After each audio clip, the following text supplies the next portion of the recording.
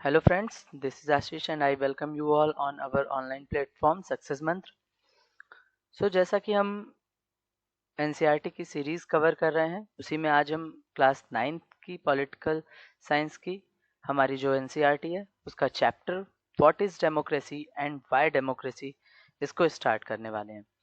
तो फ्रेंड्स, इसको हम दो पार्ट्स में करेंगे। पहला पार्ट आज हम करेंगे और बचे हुए टॉपिक्स को हम नेक्स्ट पार्ट में कवर करने वाले हैं। ठीक है, तो आइए चलिए इसके पहले पार्ट को आज हम स्टार्ट करते हैं। ठीक है, तो इसको स्टार्ट करने से पहले थोड़ा सा एक इंट्रोडक्शन समझते हैं, यानी एक ओवरव्यू लेते हैं कि हमें क्या क्या इस चैप्टर में कवर करना है, इस पार्ट में हम क्या क्या कवर करने वाले हैं। ठीक है, तो जैसा कि हम जानते हैं, जैसा कि हम देख रहे हैं कि डेमोक्रेसी क्या है, व्हाट इज डेमोक्रेसी। ठीक है, डेमोक्रेसी क्या होती है, ठीक है, and what are its features, इसकी विशेषताएं क्या हैं, इसके फीचर्स क्या हैं, जिससे हम समझते हैं कि कोई देश, कोई सरकार डेमोक्रेटिक है या नहीं है। ठीक है, तो इन चीज़ों को हमें इसमें समझना है और इसको हम आगे बढ़ते हुए जब इस चैप्टर को हम कवर करेंगे तो हमारे माइंड में democratic form of government and a non democratic government, right, इन दोनों के जो डिफरेंसेस हैं वो हमें क्लियर हो जाएंगे। ठीक है, कि एक डेमोक्रेटिक गवर्नमेंट क्या होती है एंड एक नॉन डेमोक्रेटिक गवर्नमेंट क्या होती है। ठीक है, ये दो कॉन्सेप्ट हमारे इस चैप्टर को पढ़ते हुए क्लियर हो जाएंगे। क्लियर है? चलिए, अब जैसा कि हम पहले भी जानते हैं कि डेमोक्रेसी का जो सबसे, अगर हम कहें कि मोस्ट प्रिवेलेंट जो फॉर्म है वो क्या है, कि हम इसको देखते हैं कि ये सबसे ज़्यादा देशों में फैली हुई है। ठीक है, आज का जो हमारा वर्ल्ड है उसमें सबसे ज़्यादा हम डेमोक्रेसी को ही देख रहे हैं।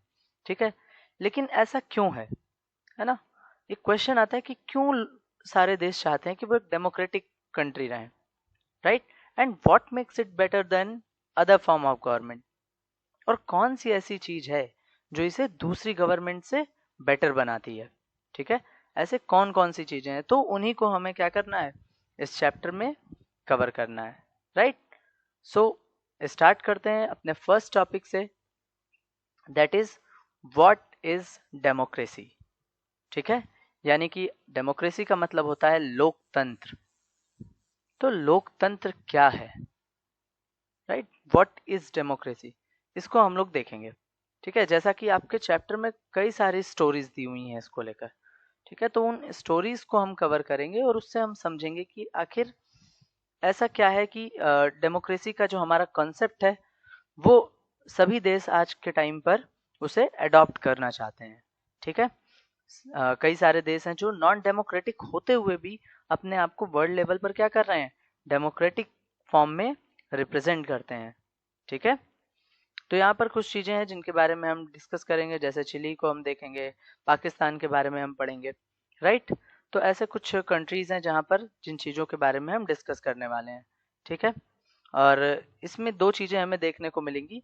पहला तो कि डेमोक्रेटिक गवर्नमेंट क्या होती है, राइट,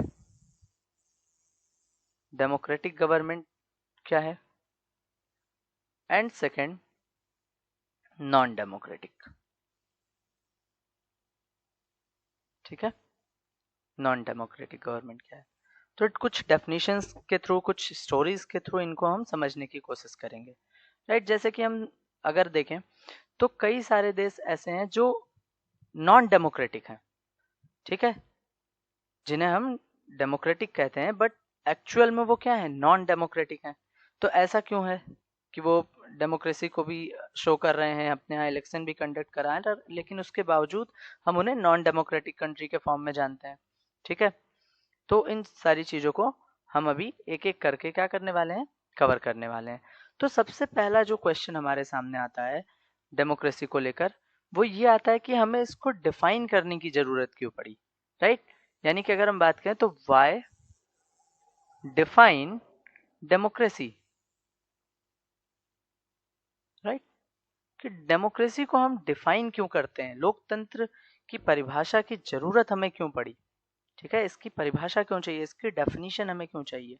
ठीक है, तो आपके बुक में जब आप एनसीईआरटी को देखेंगे तो यहाँ पर एक स्टोरी दी है जिसमें कुछ स्टूडेंट्स अपनी मैम के साथ इस चीज को लेकर डिस्कशन करते हैं। ठीक है, तो हम समझते हैं कि आखिर डेमोक्रेसी को किस तरीके से डिफाइन किया जाता है, ठीक है, या क्यों हमें जरूरत पड़ी। अगर हम बात करें यहाँ पर अब्राहम लिंकन की, ठीक है, आई होप आप सभी लोग इनका नाम जानते होंगे, Abraham Lincoln. Right, Abraham Lincoln की अगर हम बात करें तो अब्राहम लिंकन ने डेमोक्रेसी को किस फॉर्म में बताया है, that democracy is government of people bye the people and for the people. क्या कहा है इन्होंने डेमोक्रेसी को लेकर, that democracy is government of the people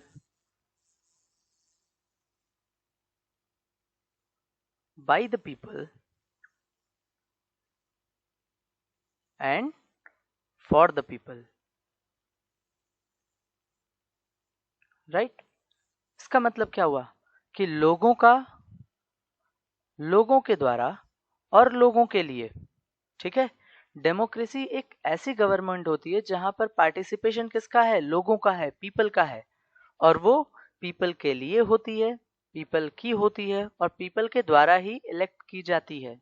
ठीक है, तो ये एक बात तो हमें अब्राहम लिंकन की इस डेफिनेशन से क्लियर हो जाती है जो उन्होंने डेमोक्रेसी को लेकर कही। राइट, अब हम समझेंगे कि डेमोक्रेसी वर्ड आया कहाँ से, ये वर्ड कहाँ से आया। ठीक है, तो आइए इसको थोड़ा सा समझते हैं कि डेमोक्रेसी वर्ड को हमने कहाँ से लिया। तो डेमोक्रेसी वर्ड ग्रीक लैंग्वेज की, ग्रीक वर्ड से बना हुआ है, और वो वर्ड्स कौन से हैं, तो दो वर्ड्स का यहाँ पर यूज किया गया। First is demokratia and second is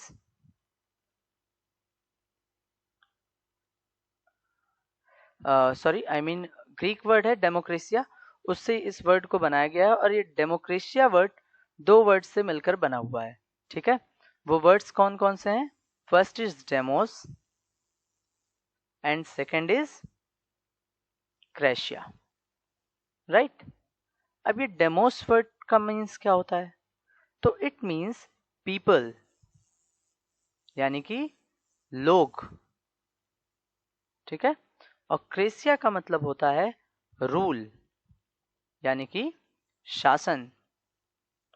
तो इस बात से तो हमें क्लियर हो जाता है कि जो डेमोक्रेसी वर्ड है, ठीक है, ये एक ग्रीक वर्ड से बना है जिसको हम कहते हैं डेमोक्रेसिया, जो कि दो वर्ड से मिलकर बना हुआ है, डेमोस एंड क्रेसिया।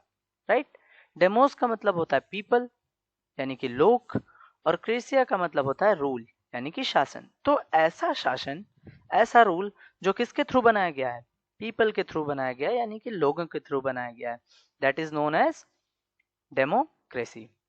क्लियर है यहाँ पर। तो अगर इस चीज को हम एक सिंपल से डेफिनेशन में समझना चाहें तो उसको हम किस तरीके से समझ सकते हैं, तो एक सिंपल लैंग्वेज के फॉर्म में अगर हम इसको देखें, so democracy is a form of government in which the rulers are elected. Right, यहाँ पर क्या होगा, इलेक्टेड होगा, ये मिसप्रिंट हो गया है, elected by the people. Right, so democracy is a form, democracy क्या है, एक ऐसा फॉर्म है गवर्नमेंट का जिसमें क्या होता है, विच द रूलर्स, जो हमारे रूलर्स हैं वो इलेक्ट किए जाते हैं, कैसे, bye the people. Right, bye the people, यानी कि अब्राहम लिंकन की जो एक डेफिनेशन हमने अभी बताई वो हमें ध्यान रखना है। उन्होंने क्या कहा था, of the people, bye the people and for the people. ठीक है, यानी लोगों का, लोगों के द्वारा और लोगों के लिए।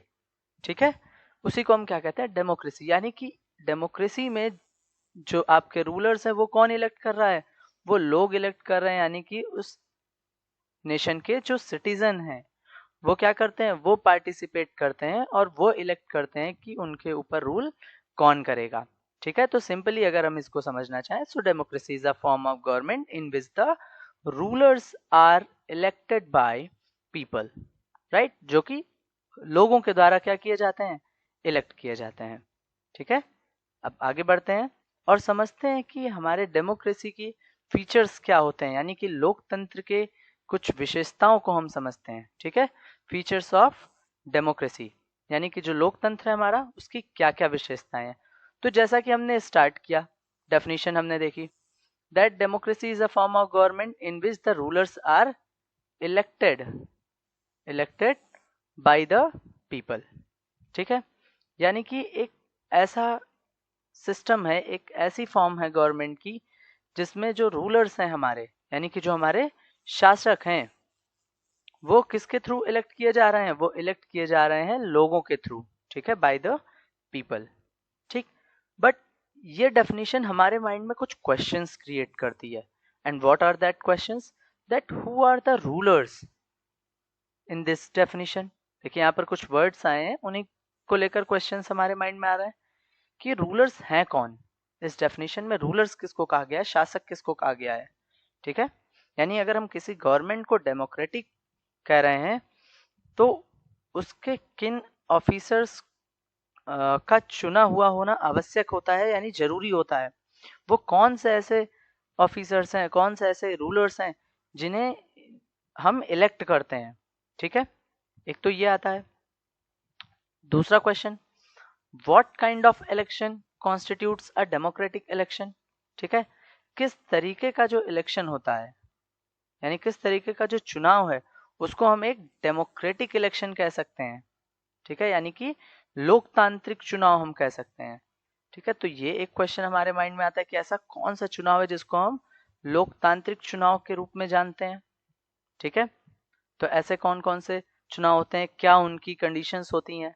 ठीक है, थर्ड क्वेश्चन जो हमारे माइंड में आता है, who are the people who can elect the ruler और गेट इलेक्टेड एज रूलर्स। कौन लोग हैं, है ना, कौन लोग जो शासकों का चुनाव करते हैं, यानी कि हु आर द पीपल, वे लोग कौन है, who can elect the ruler, जो रूलर्स को इलेक्ट कर सकते हैं। पहला तो ये, एंड और गेट इलेक्टेड एज रूलर्स, या खुद भी रूलर बन सकते हैं, शासक बन सकते हैं। तो ऐसे कौन लोग हैं। ठीक है, अब इसमें हमें देखना है कि क्या कोई भी नागरिक ऐसा कर सकता है, क्या सभी के पास ऐसे इक्वलिटी है, इक्वल राइट्स हैं। ठीक है, या फिर अगर इसको हम समझे तो क्या कोई ऐसी डेमोक्रेटिक सिस्टम है जो कुछ नागरिकों को, सिर्फ कुछ लोगों को, कुछ सिटीजन्स को ही ये राइट्स देती है और कुछ को इससे दूर रखती है। ठीक है, तो इन चीजों को हमें समझना है। And what kind of a form of government is democracy, यानी कि कौन सी सरकार की ऐसी फॉर्म है जिसको हम डेमोक्रेसी के फॉर्म में देखते हैं, यानी लोकतांत्रिक रूप में देखते हैं।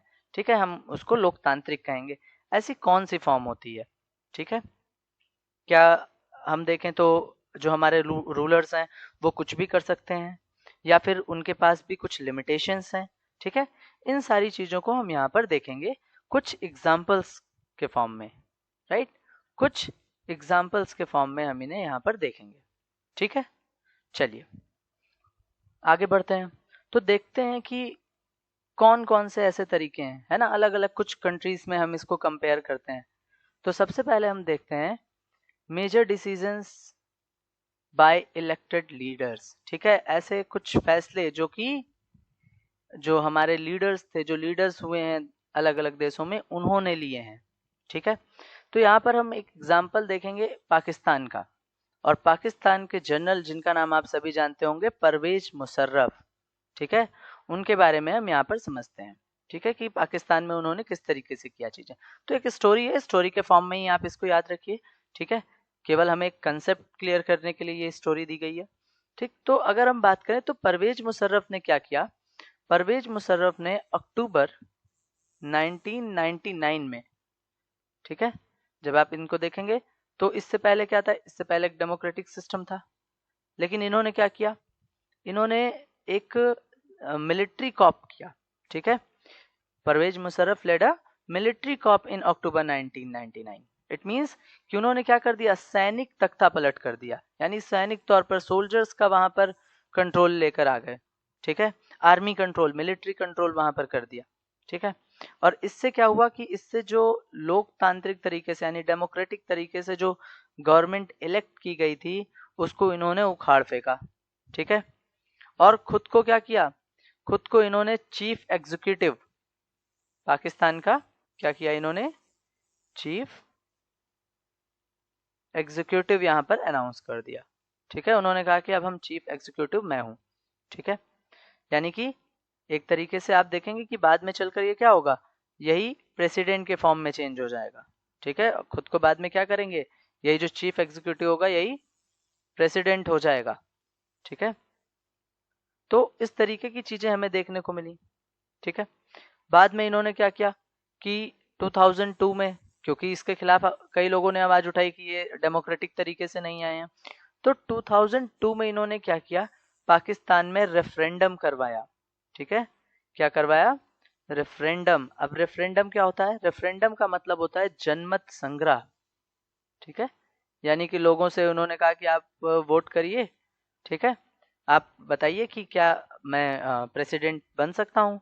ठीक है, तो आप देखेंगे किस तरीके से उन्होंने रेफरेंडम करवाकर अपना जो टाइम पीरियड था, अपना जो वर्क पीरियड था, उसको 5 इयर्स के लिए एक्सटेंड करवा लिया।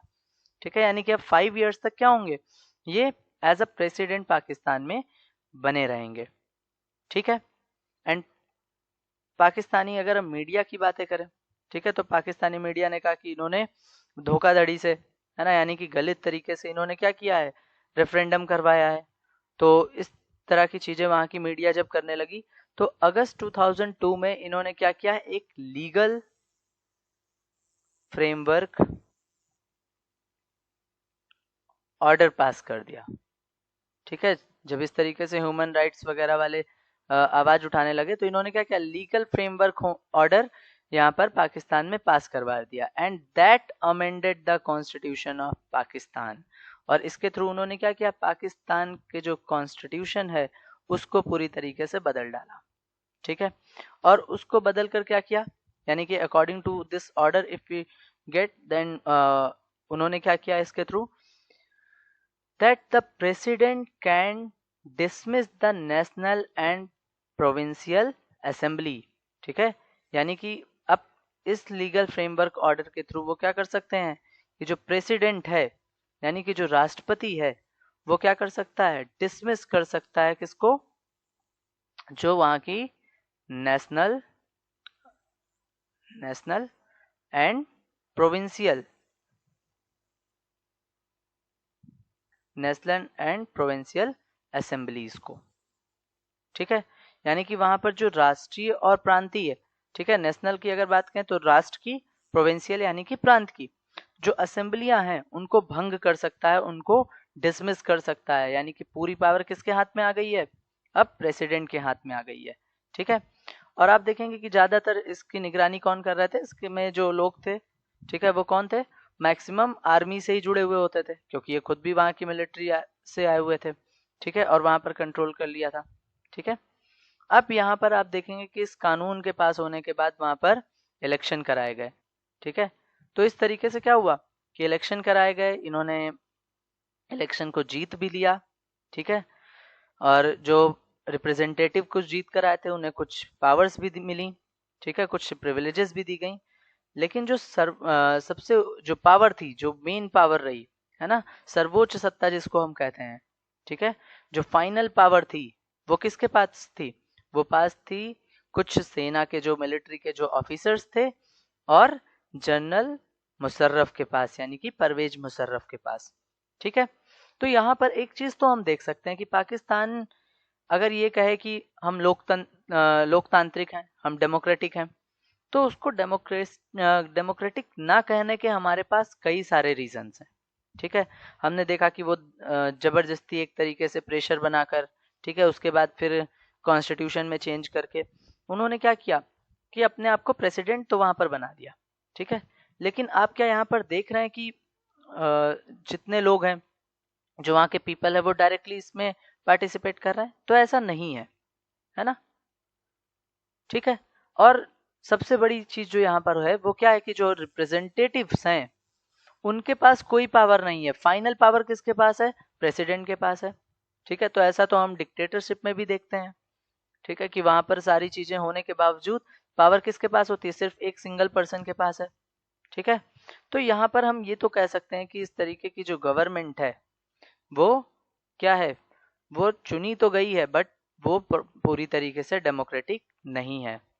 ठीक है, ऐसा हमने अगर आप फर्स्ट चैप्टर पढ़ेंगे तो वहां पर भी आपको पोलैंड में कम्युनिस्ट जो आपकी पार्टी है, या फिर जो सोवियत संघ रहा है यानी यूएसएसआर रहा है, ठीक है, यानी या फिर उस समय कंटेम्प्रेरी जो इराक था, ठीक, या यूएसए था, तो वहां पर आप कुछ इस तरीके से देख सकते हैं।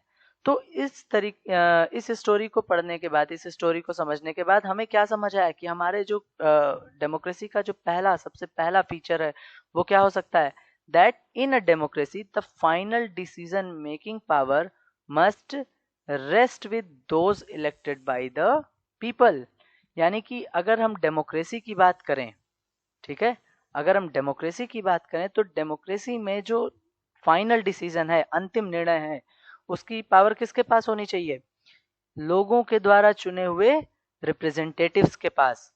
ठीक है, किसके पास होनी चाहिए, वे लोग जो कि लोगों के थ्रू इलेक्ट होकर आते हैं, ना कि किसी एक सिंगल पर्सन के पास। सिंगल पर्सन के पास है तो वो डिक्टेटरशिप हो जाएगी। ठीक है, तो पहला फीचर तो हमें यहाँ पर समझ में आ गया। ठीक, सेकंड हम आगे बढ़ते हैं। सेकंड है हमारा free and fair electoral competition. ठीक है, फ्री यानी कि स्वतंत्र और फेयर यानी कि निष्पक्ष। अगर हम कंपटीशन देखें, इलेक्टोरल यानी कि चुनावी मुकाबला अगर हम देखते हैं, ठीक है, यानी कि चुनाव हमारे कैसे हों, फ्री हों एंड फेयर हों। ठीक है, तो यहाँ पर भी आपको दो स्टोरीज दी गई हैं। पहली तो चाइना में, ठीक है, अगर हम चाइना की बात करें तो चाइना में जो वहाँ की पार्लियामेंट है, पार्लियामेंट को क्या कहा जाता है, कवांगुओ रेमनिन दाइवियाओ दाहुई। ठीक है, ये चाइनीज नाम है वहाँ की पार्लियामेंट का। It means national people's congress, यानी कि राष्ट्रीय जन संसद। ठीक है, हिंदी में क्या कहते हैं, राष्ट्रीय जन संसद। ठीक, तो अगर हम देखें तो यहाँ पर भी क्या हो रहा है, चाइना भी हर 5 साल पे, ठीक है, every 5 years if will see, वो क्या कर रहा है, वो प्रॉपर तरीके से इलेक्शन कंडक्ट करवा रहा है। ठीक है, और इलेक्शन कंडक्ट करवा कर वो जो वहाँ के प्रेसिडेंट हैं, ठीक है, अगर हम इस संसद को देखें तो देश के राष्ट्रपति को चुनने का अधिकार भी है, नियुक्त करने का अधिकार है, यानी कि प्रेसिडेंट को भी इलेक्शन के थ्रू क्या हो रहा है, जो पार्लियामेंट है वो क्या कर रही है, प्रेसिडेंट को इलेक्ट कर रही है। ठीक है, ये सारी चीजें वहां पर हमें देखने को मिलती हैं। ठीक, एंड अगर हम यहाँ पर बात करें तो पूरे चीन से करीब क्या होते हैं, 3 मेंबर्स आते हैं।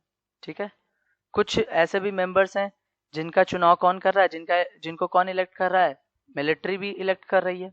ठीक है, लेकिन इन सभी को चुनाव लड़ने से पहले, इलेक्शन में पार्टिसिपेट करने से पहले क्या करना होता है, कम्युनिस्ट पार्टी से परमिशन लेनी होती है। ठीक है, कम्युनिस्ट पार्टी से क्या करना होता है, परमिशन लेनी पड़ती है। ठीक, तो एक तो ये बात है, हाँ, कि लगभग 3,000 लोग इसमें पूरे चाइना से इलेक्ट होकर आते हैं, कुछ को वहाँ की आर्मी भी इलेक्ट कर रही है। ठीक है, बट इन सभी के लिए a candidate need the approval of the Chinese communist party, यानी चाइना की जो कम्युनिस्ट पार्टी है वहां से इन्हें अप्रूवल लेना पड़ता है। ठीक है, तो ये चीजें हम देख पा रहे हैं यहाँ पर। फिर अगर हम बात करें तो 2002 एंड 3 में जो इलेक्शंस हुए, वहां पर हम क्या देखते हैं कि जो कम्युनिस्ट पार्टी या उससे जुड़ी हुई जो छोटी पार्टियां हैं, उन्हीं को यहाँ पर चुनाव लड़ने की यानी इलेक्शन में पार्टिसिपेट करने की परमिशन थी। ठीक है, और यहाँ पर हम अगर 1930 के 1950 के बाद से अगर हम देखें, है ना, जब से उधर हम यूएसएसआर का देखते हैं कि चाइना ने भी यूएसएसआर का ही कंसेप्ट यहाँ पर अडॉप्ट किया था, वहां पर भी कम्युनिस्ट पार्टी आप देखते हैं और यहाँ पर भी कम्युनिस्ट पार्टी है। तो लगातार यहाँ पर कम्युनिस्ट पार्टी क्या होती आ रही है, विनिंग पार्टी होती आ रही है, यानी जीतती आ रही है। ठीक है, इसी तरीके से अगर हम बात करें मैक्सिको सिटी की, ठीक है, तो मैक्सिको भी 1930 जब से ये इंडिपेंडेंट हुआ है, ठीक है, आप यहाँ पर देखेंगे कि यहाँ पर इलेक्शन हर 6 सालों पर, है ना, कंडक्ट किए जाते हैं। ठीक है, हर 6 साल पर यहाँ पर क्या हो रहा है, कंडक्ट किए जा रहे हैं। बट अंटिल 2000, जब अगर हम 2000 से देखें तो यहाँ पर क्या हो रहा है, every election was one by a party called PRI। ठीक है। तो 2000 के बाद से, सन 2000 के बाद से हम क्या देखते हैं कि सिर्फ पीआरआई है जो कि क्या कर रही है, लगातार इलेक्शंस जीतते हुए आ रही है। पीआरआई का फुल फॉर्म क्या है, इंस्टीट्यूशनल रिवॉल्यूशनरी पार्टी, ठीक है, ये वहाँ की पार्टी है, ठीक है। वो क्या है, सन 2000 के बाद यानी आफ्टर 2000 हम देखते हैं कि वो लगातार क्या हो रही है, इसको जीतते हुए चली आ रही है, ठीक। तो ये सारी चीजें हमें देखने को मिलती हैं, ठीक है, जिसको लगातार जीत मिल रही। और अगर हम अपोजिशन की बात करें तो वो चुनाव में हिस्सा तो लेते हैं पर उन्हें कभी जीत हासिल नहीं होती है, वो कभी जीतते नहीं है, ठीक है। यानी तरह तरह की चीजों को यहाँ पर अडॉप्ट किया जाता है और इस तरीके से बहुत ज्यादा फेमस है पीआरआई कि ये डर्टी ट्रिक्स यहाँ पर करती है टू विन इलेक्शंस, ठीक है। तो ये चीजें हमें यहाँ पर देखने को मिलती है, ठीक। अब अगर इन चीजों को हम देखें, इन दोनों यानी कि मैक्सिको और चाइना के बारे में देखें, तो हमें क्या देखने को मिल रहा है कि ये जो स्टोरीज हैं, ठीक है, उससे तो हमें यही लगता है कि हमारे यहाँ इस तरीके की चीजें नहीं है ना। और यहाँ पर तो चाइना की अगर हम बात करें, मैक्सिको की बात करें, तो यहाँ पर बहुत ज्यादा प्रॉब्लम्स है। यानी कि एक्चुअल में लोगों के सामने कोई ऑप्शन ही नहीं है, ठीक है। उनके पास सिर्फ एक ऑप्शन है कम्युनिस्ट पार्टी के फॉर्म में, और यहाँ पर मैक्सिको में पीआरआई पार्टी के फॉर्म में, है ना, यानी इंस्टीट्यूशनल रिवॉल्यूशनरी पार्टी के फॉर्म में। तो लोगों के पास ऑप्शन ही नहीं हो रहा है कि वो वोट किसको दें, ठीक है। तो ये चीजें यानी कि उनके पास कोई मनपसंद चॉइस नहीं है, जबकि एक डेमोक्रेसी में क्या होना चाहिए, अगर हम डेमोक्रेसी की बात करते हैं तो एक डेमोक्रेटिक कंट्री में लोगों के पास चॉइस होनी चाहिए कि वो अपने अकॉर्डिंग अपने रिप्रेजेंटेटिव्स को, अपनी पार्टी को इलेक्ट कर सकें, ठीक है। तो इससे हमें क्या पता चलता है कि एक जो दूसरा फीचर है वो यहाँ से निकल कर आता है। वो दूसरा फीचर क्या है, that the democracy must be based on a free and fair election and where those currently in power have a fair chance of losing, ठीक है। ये बहुत बड़ी बात होती है कि लोगों के पास, अगर हम लोकतंत्र की बात करें तो फ्री एंड फेयर इलेक्शन होना चाहिए। और फ्री एंड फेयर इलेक्शन का मतलब क्या है कि जो सत्ता में, जो पावर में बैठे हुए लोग हैं, ठीक है, पावर में यानी कि जो सत्ता में बैठे हुए लोग हैं, उनके पास ये अवसर हो, ये चांस हो कि वो क्या कर सकें, दैट ऑफ लूजिंग, यानी कि जीत और हार के उनके पास इक्वल चांसेस होने चाहिए कि वो जीत भी सकते हैं एंड दे कैन लूज, ठीक है। तो ऑप्शंस हों, और वो ऑप्शन कब होंगे, जब हमारे यहाँ पार्टीज कई होंगी और उन सभी के पास इक्वल राइट्स होंगे। जैसे अगर हम इंडिया की बात करते हैं तो इंडिया में देखिए आप बीजेपी, है ना, जनरली हम क्या देखते हैं, बीजेपी को देख रहे हैं, कांग्रेस को देख रहे हैं। तो लोगों के पास ऑप्शंस हैं, है ना, लोग समाजवादी पार्टी को देखते हैं, लोग बीएसपी को देखते हैं, ठीक। तो हमारे पास ऑप्शंस हैं। अब हम किसको इलेक्ट करना चाहते हैं, ये किस पर डिपेंड करता है, लोगों पर डिपेंड करता है। तो यहाँ पर दूसरा फीचर क्या होना चाहिए कि एक चांस हो जिससे जो पावर में बैठे हुए लोग हैं वो जीत भी सकें और हार भी सकें, यानी कि इक्वल राइट्स होने चाहिए, ठीक है। तो इसके बारे में, इलेक्शन के बारे में कि एक डेमोक्रेटिक इलेक्शन कैसा होता है, ठीक है। तो डेमोक्रेटिक इलेक्शन किस तरीके से कंडक्ट करवाए जाते हैं, इसमें क्या क्या चीजें होती हैं, इनको हम चैप्टर 4 में डिटेल में क्या करेंगे, डिस्कस करेंगे, ठीक है। जब हम चैप्टर 4 को कवर करेंगे तो यहाँ पर डिस्कस करेंगे। चलिए आगे बढ़ते हैं।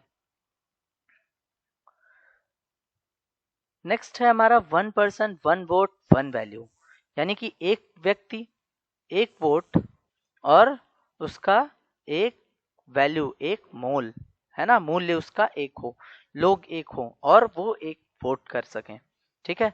तो यहाँ पर हम देखेंगे कि यहाँ पर क्या किया जा रहा है, डिमांड की जाती है यूनिवर्सल एडल्ट फ्रेंचाइज की।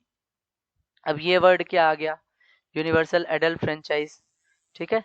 तो इसका मतलब होता है सार्वभौमिक वयस्क मताधिकार, यानी कि जैसे ही आप एडल्ट होते हैं, you get the right to vote, आपके पास एक वोटिंग राइट आ जाता है, ठीक है। जैसे यहाँ पर कुछ चीजों को अगर हम समझें कि वोटिंग करने के जो इक्वल राइट्स हैं वो हर जगह पर एक जैसे नहीं रहे हैं अभी तक, ठीक है। तो उसमें हम समझ सकते हैं, जैसे एक पहला पॉइंट है आपका, until 2015 in Saudi Arabia women did not have the right to vote, ठीक है। 2015 तक की अगर हम बात करें तो सऊदी अरब में जो विमेन्स थी, औरतें थी वहां की, उनको वोट देने का राइट्स नहीं था, ठीक है। इसी तरीके से एस्टोनिया में अगर हम देखते हैं, has made it's citizenship rule in such a way that people belonging to Russian minority find difficult to get the right to vote. अगर हम एस्टोनिया की बात करें तो एस्टोनिया ने अपने नागरिकता के नियम में यानी सिटीजनशिप के जो रूल्स थे वो कुछ इस तरीके से बनाए थे कि अगर आप रशियन माइनॉरिटी हैं, ठीक है, यानी रूसी अल्पसंख्यक जो समाज के लोग हैं, उन लोगों को वोट का जो राइट था उसको हासिल करने में बहुत ज़्यादा डिफ़िकल्ट होती थी, यानी डिफ़िकल्टीज़ फेस करनी पड़ती थी, ठीक है? बहुत ज़्यादा मुश्किलें होती थी उन्हें, ठीक? थर्ड यहाँ पर क्या दिया गया है? फिजी के बारे में, ठीक है? दैट अगर हम फिजी की बात करते हैं तो फिजी में जो इलेक्टोरल सिस्टम था यानी चुनाव जो प्रणाली थी, in such that the vote of an indigenous Fiji has more value than that of an Indian Fijian, ठीक है? यानी कि अगर हम फिजी की जो चुनाव प्रणाली है वहां की बात करें तो वहां के जो मूल निवासी थे, है ना, यानी कि जो वहां के लोग थे, फिजी लोग थे, उनके वोट की वैल्यू जो भारतीय मूल के यानी इंडियन फिजियन का मतलब क्या है कि जो भारत से वहां पर जाकर बसे हुए लोग थे यानी भारतीय मूल के लोग थे, उनसे ज्यादा होती थी, ठीक है?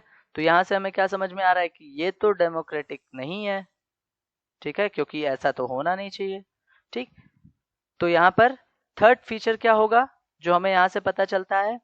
That in a democracy each adult citizen must have one vote and each vote must have one value. जैसा कि हम इंडिया में देखते हैं, इंडिया में एक कॉमन पीपल की अगर हम बात करें तो उसके वोट की वैल्यू जितनी होगी, पीएम यानी कि मोदी जी अगर वोट करने जाएंगे तो उनके भी वोट की वैल्यू क्या होगी? ये दोनों इक्वल होंगी, ठीक है? तो ये एक फीचर हमें देखने को मिलता है एक डेमोक्रेटिक कंट्री में कि जो भी एडल्ट्स हैं, ठीक है, जैसे अगर हम इंडिया की बात करें तो हमारे यहाँ एडल्ट का क्राइटेरिया क्या है? 18+। अगर आपकी एज 18 या उससे अबव हो जाती है then you can get the right to vote, right? You will get the right to vote. आपको तुरंत क्या मिल जाता है? एक वोटिंग राइट मिल जाता है, आप अपने वोट का यूज कर सकते हैं, ठीक है? और आपके वोट की जो वैल्यू है वो बिल्कुल इक्वल होती है किसी भी अदर पर्सन के साथ, ठीक है? तो एक तो हमें यहाँ से ये चीज समझ में आती है, ठीक है? क्लियर है यहाँ तक? तो इससे हमने क्या समझा? कुछ फीचर्स हमने देखे, ठीक? और वो फीचर्स कैसे थे कि किस तरीके से डेमोक्रेटिक कंट्री होनी चाहिए, ठीक है? क्लियर हो गया?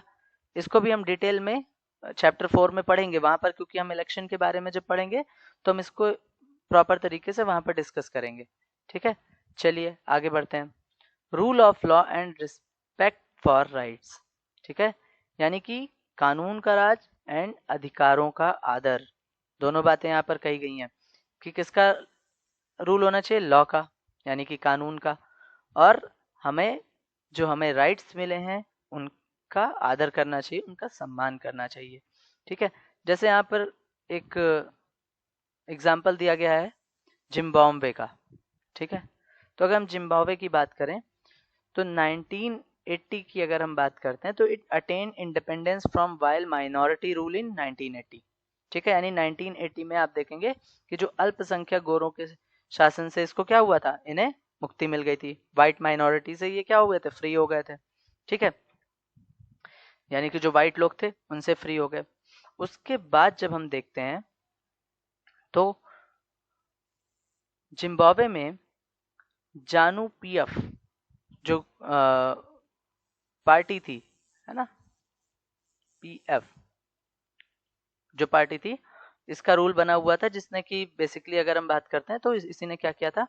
इसी ने जो कंट्री को इंडिपेंडेंट दिलाने में आगे फ्रीडम स्ट्रगल में पार्टिसिपेट किया था। जैसे कि अगर हम इंडिया की बात करें तो इंडिया में हम क्या देखते हैं कि जो आईएनसी थी यानी इंडियन नेशनल कांग्रेस थी, इसी ने सबसे ज़्यादा इंडियन फ्रीडम स्ट्रगल में पार्टिसिपेट किया, ठीक है? इसकी एक बहुत बड़ा रोल रहा, तो इसी को हम कांग्रेस के फॉर्म में आगे देखते हैं, ठीक है? तो इस पार्टी ने भी जिम्बाब्वे में इस तरीके से इंडियन नेशनल फ्रीडम में जो स्ट्रगल था उसमें पार्टिसिपेट किया, तो इसका ही आगे चलकर रूल रहा क्योंकि इसके जो लीडर्स थे वो बहुत ज़्यादा पॉपुलर थे, ठीक है? और इसमें एक नाम आपको आता है रॉबर्ट मुगाबे, रॉबर्ट मुगाबे जो इसके लीडर थे, ठीक है? वही रूल कर रहे थे यहाँ पर, ठीक? अब यहाँ पर भी क्या हो रहा था कि जो इलेक्शंस थे वो प्रॉपर तरीके से कराए जा रहे थे और लगातार यही पार्टी क्या हो रही थी, जीत रही थी। ठीक है, क्लियर है। और यहाँ पर ऐसा भी नहीं था कि जो रॉबर्ट मुगाबे थे वो फेमस नहीं थे, वो बहुत ज़्यादा पॉपुलर थे अपने लोगों के बीच में। ठीक है, लेकिन ऐसा कहा जाता है कि उनका जो तरीका था वो गलत हुआ करता था। ठीक है, वो एक गलत तरीके से क्या कर रहे थे, इस इलेक्शन को जीत रहे थे। यानी कि हम कहें तो इन्होंने क्या किया था, एक अनफेयर तरीके से क्या इलेक्शन को ये लगातार जीत रहे थे। ठीक है, तो आप देखेंगे कि इसमें क्या हुआ कि बेसिकली ये ऐसा क्यों कर रहे थे, क्योंकि लगातार ये पार्टी जीत रही थी और इस तरीके से जब ये प्रेसिडेंट बनकर आ रहे थे तो ये कॉन्स्टिट्यूशन में भी चेंजेस लेकर आ रहे थे, ताकि अपने जो वहाँ के प्रेसिडेंट हैं उसकी पावर को क्या किया जा सके, लगातार बढ़ाया जा सके और जो अपोजिशन पार्टी के लोग हैं उन्हें भी थोड़ा सा परेशान किया जा सके। ठीक है, तो इस तरीके की चीजें हमें देखने को मिलती हैं। ठीक, अब इसमें क्या कर रहे थे, जैसे कि टेलीविजन होता है, so the television and radio were controlled by the government. जो टेलीविजन वगैरह था उसको कंट्रोल करने का काम कौन कर रहा था, गवर्नमेंट कर रही थी। ठीक है, and gave only the ruling parties version. ठीक, और केवल जो रूलिंग पार्टी थी उसी के ही जो थॉट्स थे, उसी की जो चीजें थी उन्हीं को लगातार उस पर दिखाया जाता था। सेम क्या हो रहा था, सेम न्यूज़पेपर को भी लेकर हो रहा था, that there were independent newspaper but the government harassed those journalists who went against it। जो इनके अगेंस्ट जाते थे उनके खिलाफ भी ये क्या करते थे, उनको परेशान किया जाता था।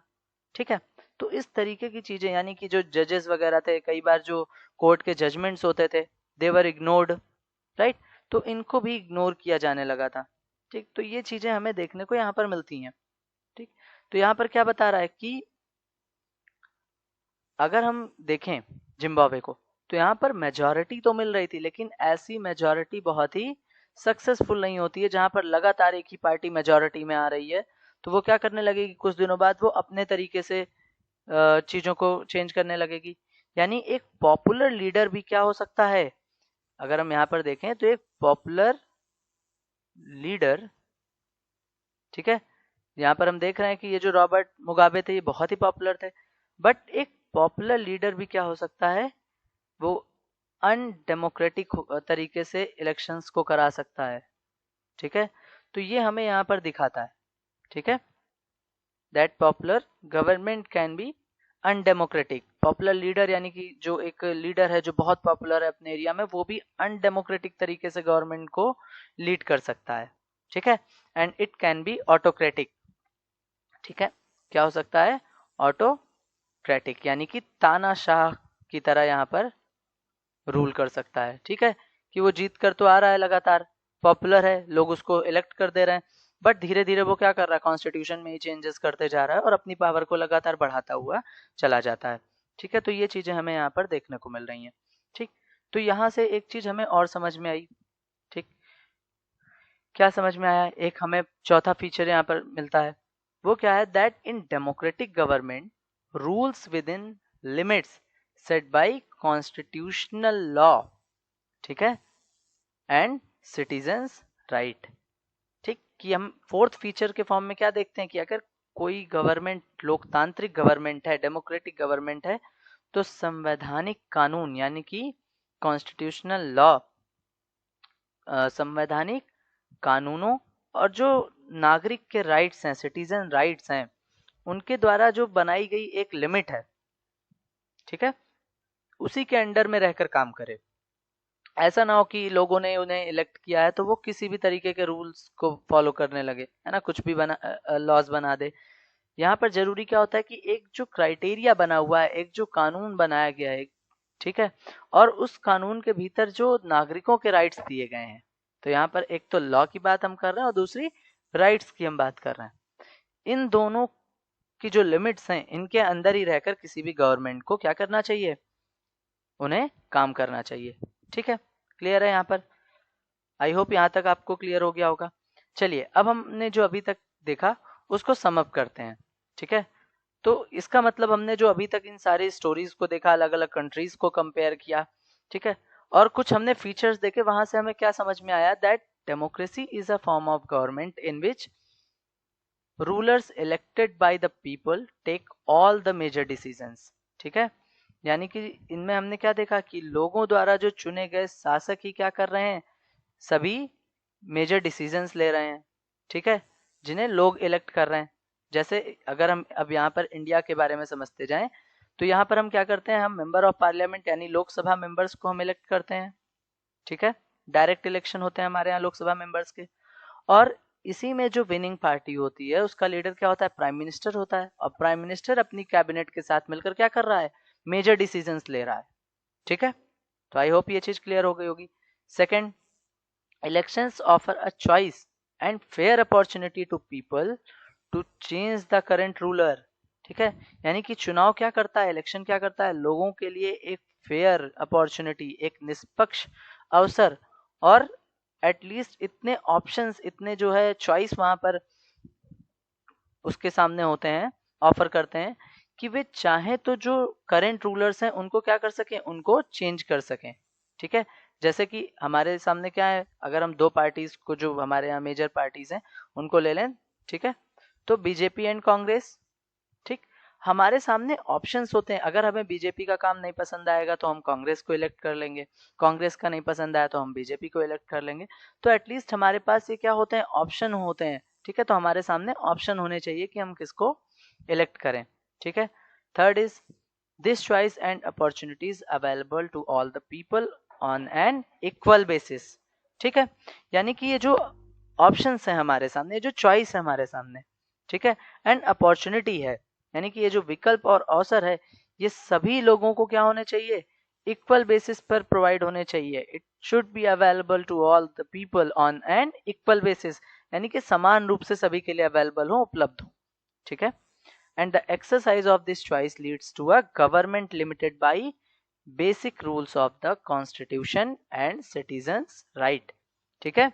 कि यहाँ पर अगर हम बात करें तो जो चुनाव से, जो इलेक्शन से बनी हुई गवर्नमेंट है, ठीक है, वो कॉन्स्टिट्यूशन के थ्रू बनाए गए जो लॉज हैं और जो सिटीजन के राइट्स हैं उनके लिमिटेशंस में रहकर काम करे, ठीक है। जिसके बारे में अभी हमने लास्ट में डिस्कस किया था, लास्ट हमारा जो फीचर था कि हमारी जो बनाए गए लॉज हैं, ठीक है, और जो ह्यूमंस को, सिटीजन्स को दिए गए राइट्स हैं, उनकी लिमिट में रहकर ही किसी गवर्नमेंट को क्या करना चाहिए, यहाँ पर रूल करना चाहिए, ठीक है। उसी के लिमिट में रहते हुए वो क्या करे, एक्सरसाइज करे, यानी कि काम करे, ठीक है। तो ये बहुत इंपॉर्टेंट हो जाता है, ऐसा ना हो कि वो अपने ही मन से जो चाहे वो करने लगे, ठीक है। आई होप यहाँ तक आपको क्लियर हो गया होगा डेमोक्रेसी क्या होती है, और दूसरे कंट्रीज के साथ हमने जो कंपैरिजन किया वो भी आपको क्लियर हो गया होगा। तो यहाँ पर एक हमारी अंडरस्टैंडिंग डेवलप हुई कि डेमोक्रेसी क्या है, लोकतंत्र क्या है, ठीक है। नेक्स्ट वीडियो में हम देखेंगे कि वाई डेमोक्रेसी, डेमोक्रेसी की जरूरत क्यों है, ठीक है। क्यों आज ऐसे देश जो डेमोक्रेटिक नहीं है वो भी अपने आप को डेमोक्रेटिक शो करते हैं, ठीक है, वो भी प्रॉपर इलेक्शन कंडक्ट करा रहे हैं। तो इन सारी चीजों को हम नेक्स्ट वीडियो में, नेक्स्ट पार्ट में कवर करेंगे, ठीक है। उससे पहले, जाने से पहले, अगर आपको ये वीडियो हेल्प करती है, ठीक है, तो आप इसको लाइक करिए, शेयर करिए अपने फ्रेंड्स के साथ, ठीक है। चैनल को सब्सक्राइब करिए, ठीक है। अगर कोई प्रॉब्लम आती है, किसी भी तरीके की क्वेरी है आपको इस टॉपिक से रिलेटेड जो हमने डिस्कस किया, तो आप कमेंट बॉक्स में पूछ सकते हैं, ठीक है। और बेल आइकन को जरूर प्रेस कर दीजिए ताकि इस तरीके के जो भी नोटिफिकेशंस आपको आए वो तुरंत मिल जाएं, ठीक है। नोटिफिकेशंस आपको यहाँ पर मिल जाएं जो भी वीडियोस नेक्स्ट आने वाली है। इंस्टाग्राम पर भी आप फॉलो कर सकते हैं, ठीक है। इंस्टाग्राम हमारा जो हैंडल है वो, ठीक है। और ट्विटर पर भी आप हमें फॉलो कर सकते हैं,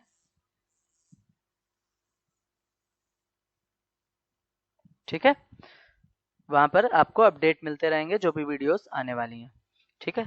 चलिए, तो फर्स्ट पार्ट हम यहाँ तक रखते हैं। नेक्स्ट पार्ट में हम आगे वाई डेमोक्रेसी को डिस्कस करेंगे और बचे हुए टॉपिक को कवर करेंगे। Till then, take care, bye bye.